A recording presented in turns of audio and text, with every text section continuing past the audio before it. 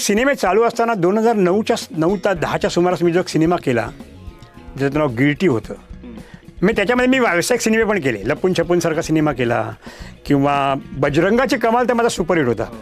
तो पण प्युअर व्यावसायिक. म्हणजे मला न पटणारी गोष्ट मी त्याच्यामध्ये केली ती 7 कडव्यांचं पॅरोडी सॉन्ग. पॅरोडी सॉन्ग पण मी केलं, पण तो व्यवसायाचा भाग म्हणून मी केला.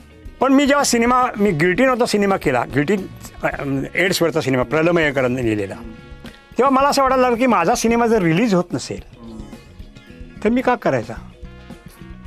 म्हणून मी म्हटलं थांबूया. तो पिक्चर उत्तम झालेला आहे. तो फेस्टिवलमध्ये पण गेला, थर्ड आयमध्ये पण गेला, इकडे पण गेला, कोल्हापूरला पण त्याचा दाखवला गेला. पण प्रोड्युसरकडे ते रिलीज करण्यासाठी पैसे नसल्यामुळे तो प्रत्यक्षात तसा रिलीज झाला नाही. मग म्हटलं नको. आणि त्याच वेळेला मला नाटकांच्या ऑफर्स यायला लागल्या. म्हणजे नाटकं माझी चालूच होती. आणि म्हणजे म्हणजे 2011 पासून ते 2025पर्यंत या 14-15 वर्षामध्ये मी जवळजवळ 32-35 नाटकं केली.